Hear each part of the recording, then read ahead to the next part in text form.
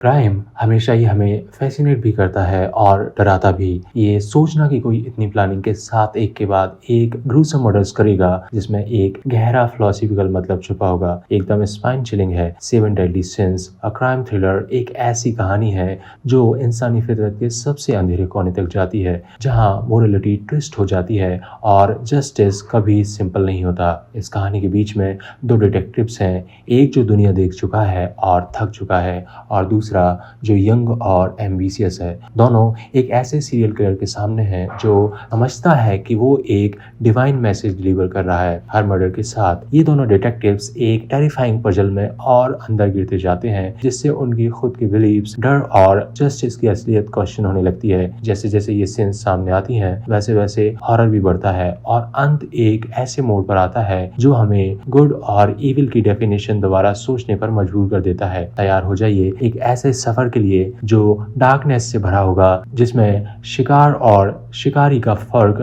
धुंधला हो जाएगा और रिडेम्पशन की कीमत बहुत भरी होगी। हेलो गाइस, सिनेमैटिक क्लैरिफायर में आपका स्वागत है। आज की फिल्म है सेवन। तो चलिए शुरू करते हैं। कहानी शुरू होती है डिटेक्टिव विलियम सोमरसेट अपनी रिटायरमेंट के बिल्कुल करीब था। एक मोमेंट जिसका वो सालों से इंतजार कर रहा था। न्यूयॉर्क ने उसको पूरा थका दिया था और वो तैयार था इस शहर की अंधेरी और डिप्रेसिंग दुनिया को पीछे छोड़ने के लिए। लेकिन किस्मत को कुछ और ही मंजूर था। डेविड मिल्स अभी अभी सिटी ट्रांसफर हुआ था, एकदम ईगर और एम्बिशियस। अपनी बर्थ प्रूव करने की भूख के साथ वो अपनी वाइफ ट्रेसी के साथ आया था, एक नए शहर में फ्रेश स्टार्ट करने की उम्मीद लेके। ट्रेसी जो एक आर्टिस्ट थी, न्यूयॉर्क की भीड़ भाड़ और इंडिफरेंट नेचर को संभाल नहीं पा रही थी। उसको अपने पुराने सबर्बन घर का सुकून और कंफर्ट याद आता था, लेकिन फिर भी उसने डेविड का सपोर्ट किया, चाहे इसका मतलब अकेलापन क्यों ना हो। दोनों की पहली मुलाकात फॉर्मल और प्रोफेशनल रही। सोमरसेट को लगा कि डेविड एक यंग और इम्पल्सिव लड़का है, जबकि डेविड ने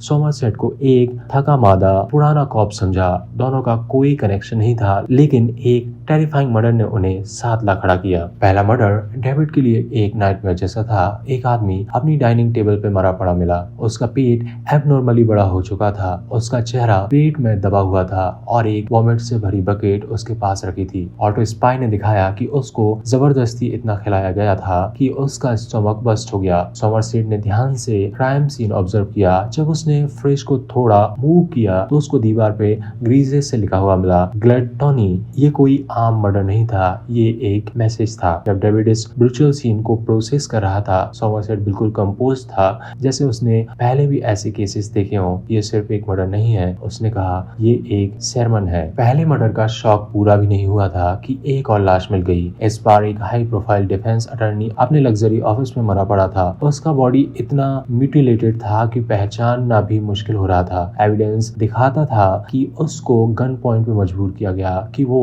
अपने खुद के बॉडी से एक पाउंड फ्लैश काट ले। उसकी ऑफिस की दीवार पे खून से लिखा था ग्रीड। उसके महंगे सूट्स फाड़ दिए गए थे और उसकी आंखें निकाल दी गई थी। फॉरेंसिक टीम को एक अजीब बात मिली, एक पेंटिंग जो उल्टा लटका हुआ था। जब सोमरसेट ने उसको हटाया तो उसके पीछे एक सेट ऑफ फिंगरप्रिंट्स मिली। जब उन फिंगरप्रिंट्स को डाटाबेस में सर्च किया गया तो एक शॉकिंग नाम सामने आया, विक्टर डांटे, एक नोन ड्रग डीलर और कन्विक्टेड चाइल्ड मोलेस्टर। लेकिन जब वो उसके घर पहुंचे तो जो देखा उससे सबके होश उड़ गए। विक्टर डांटे के बेड पे बंधा हुआ मिला, बस जिंदा होने भर का होश था उसमें। वो हद से ज्यादा कमजोर हो चुका था। उसका शरीर प्योर शोर से भरा था और उसके कुछ उंगलियां भी गायब थी। स्लोथ उसके बेड के ऊपर लिखा गया था। डॉक्टर्स ने बताया कि उसको 1 साल तक ऐसे रखा गया था, बस उतना ही ड्रग दिया जाता था कि वो मरे नहीं। रूम में मिले फोटोग्राफ्स दिखाते थे कि किस तरह से उसकी हेल्थ ग्रेजुअली डिग्रेड हुई थी। ये कोई आम किलर नहीं था, ये एक ऐसा इंसान था जो पेशेंस, प्लानिंग और एक ट्विस्टेड फिलॉसफी के साथ काम कर रहा था। अब जब क्लियर हो चुका था कि किलर 7 डेडली सिंस के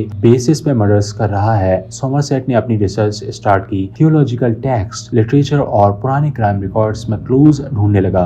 दूसरी तरफ ट्रेसी अपनी लॉलीनेस से लड़ रही थी। एक रात उसने सोमरसेट को डिनर पे बुला लिया। वाइन और हल्का फुल्का कन्वर्सेशन के दौरान उसने एक सीक्रेट शेयर किया जो उसने अब तक डेविड को भी नहीं बताया था। वो प्रेग्नेंट थी वो इस बात को लेकर अनश्योर थी क्योंकि उसको ये सिटी पसंद नहीं थी। सोमरसेट को इस बात ने टच किया क्योंकि उसने अपनी करियर में बहुत दुख देखा था और ट्रेसी की बातें उसको याद दिलाती थी कि एक डिटेक्टिव की ड्यूटी सिर्फ मर्डर सॉल्व करना नहीं होती बल्कि उससे जुड़ी जिंदगियों को भी संभालना पड़ता है। एक अनएक्सपेक्टेड लीड मिली। लाइब्रेरी रिकॉर्ड्स में 7 डेडली सिंस पढ़े गए, बुक्स की लिस्ट मिली और एक नाम अलग से चमक रहा था, जॉन डो। जब सोमरसेट और डेविड उसके अपार्टमेंट में पहुंचे तो जॉन ने उन्हें देखते ही भागना शुरू कर दिया। डेविड ने बिना सोचे पीछे किया। पूरी सिटी में एक इंटेंस चेज हुई और आखिर में डेविड ने उसे एक एलाय में कॉर्नर कर दिया। लेकिन जॉन एक नॉर्मल किलर नहीं था। उसने डेविड को आउट मैन्यूअर किया और उस पे गन तान दी, लेकिन गोली चलाने के बजाय उसने एक अजीब सी मुस्कुराहट दी और चला गया। डेविड और भी गुस्से से भरा हुआ वापस आया। ये एक और माइंड गेम था। अगला मर्डर और भी ज्यादा डिस्टर्बिंग था। एक प्रोस्टिट्यूट का ब्रूटल मर्डर किया गया था। जॉन ने एक क्लाइंट के बॉडी पे एक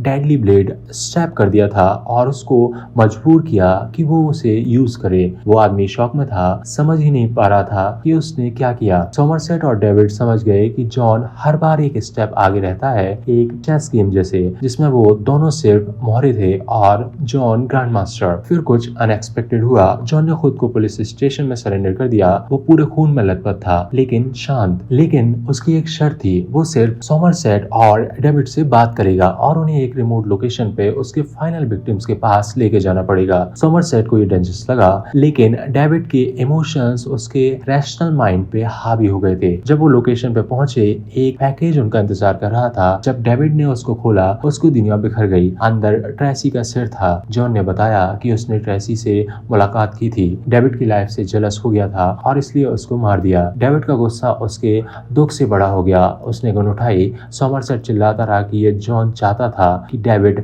ब्रेथ बन जाए, लेकिन डेविड ने ट्रिगर दबा दिया। जॉन डॉय जीत चुका था। उसने हर एक चीज को अपने प्लान के मुताबिक एग्जीक्यूट किया था। डेविड ने उसका गुस्सा कंट्रोल नहीं किया और अब वो खुद एक सिनर बन चुका था। डेविड को ले जाया गया टूटा हुआ, खुद से ही हार चुका था। सोमरसेट एक तरफ खड़ा रहा। उसका रिटायरमेंट अब उसके लिए बेकार लग रहा था। जब वो डेजर्ट के ऊपर ढलते सूरज को देख रहा था उसने सिर्फ एक बात बोली, दुनिया एक अच्छी जगह है और इसके लिए लड़ना जरूरी है। मैं सिर्फ दूसरी बात से एग्री करता हूँ। केस खत्म हो चुका था लेकिन उसका असर कभी खत्म नहीं होगा। और यहाँ फिल्म 7 की कहानी खत्म हो जाती है। 7 deadly since a crime thriller सिर्फ एक सीरियल किलर की कहानी नहीं बल्कि मोरलिटी, जस्टिस और ह्यूमन साइकी का एक गहरा एक्सप्लोरेशन है।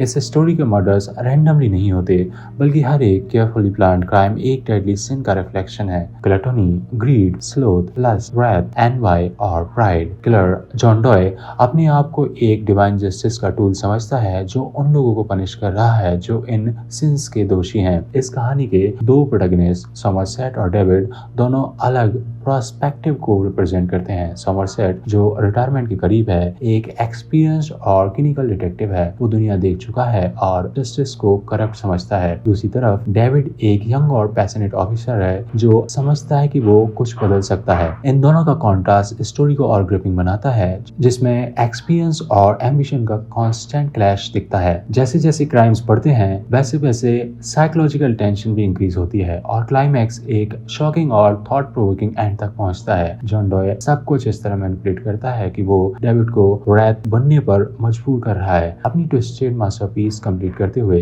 ये एक इम्पोर्टेंट सवाल उठता है, क्या जॉन डॉय एक्चुअली जीत जाएगा? उसका प्लान तो सक्सेसफुल रहा लेकिन असली ट्रेजेडी डेविड का डाउनफॉल है जो दिखाता है कि जस्टिस कभी सिंपल नहीं होती। ये फिल्म एक तरह से सोसाइटी के मॉरल डीके का क्रिटिक है जो जस्टिस, रिवेंज और सिन के बीच का कनेक्शन एक्सप्लोर करता है। ये रीडर्स को सोचने पर मजबूर कर देता है कि असली एविल किसमें है, जो क्राइम करता है या जो बदला लेना चाहता है। और इसी के साथ हमारा 7 का एनालिसिस और इस मूवी का एक्सप्लेनेशन खत्म हो जाता है। उम्मीद है दोस्तों आपको हमारा एक्सप्लेनेशन पसंद आया होगा। धन्यवाद।